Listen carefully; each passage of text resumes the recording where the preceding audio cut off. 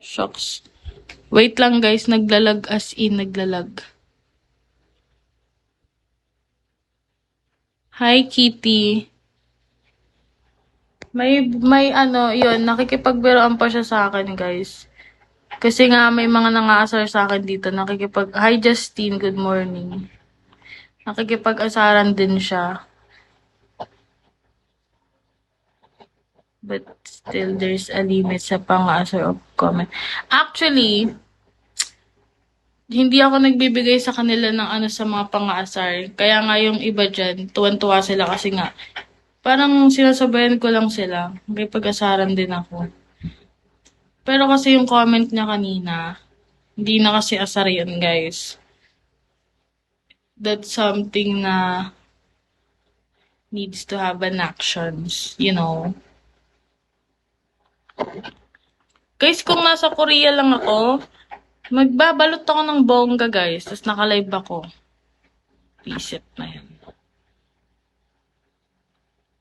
Wala, nasa Pilipinas tayo, guys.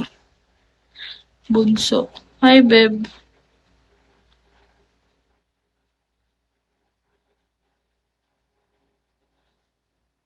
Guys, pag naglalag ako, kayo mag-adjust. Naglalag, nag-iinit talaga phone ko, guys. Sobrang init kasi. Nang nakaraan naman, hindi eh.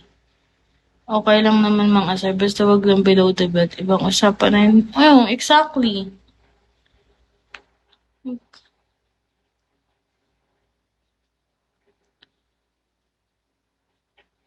Tsaka sinabi ko naman na yun sa kanila lagi eh.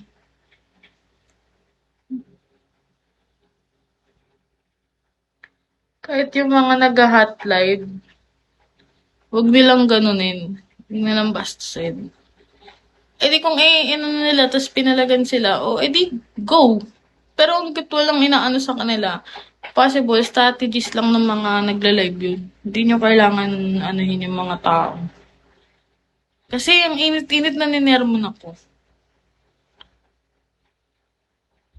Malapit na din makalis. Saan yun? Say it loud. Sino yun?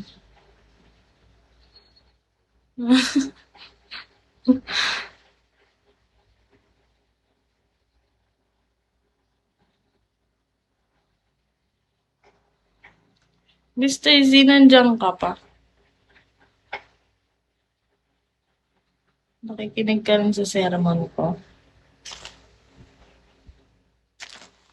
Pangalan tapat guys, no? Nagagalit ako, no?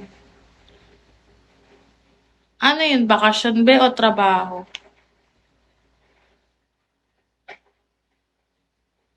Ah, okay. Go lang. Tinanong ko lang.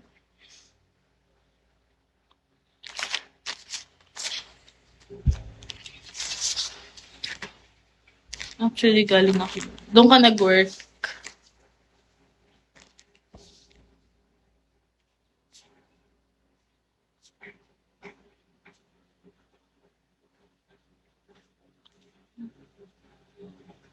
Wait lang. Naglalag ako. Hi, thank you. Naglalag kasi ako guys. Thank you sa nag-send ng gift. Ay, nako.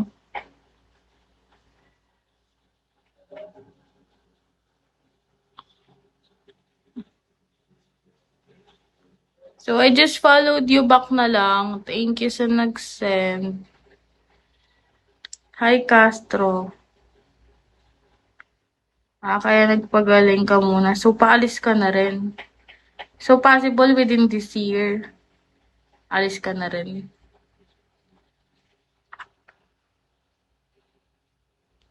Times.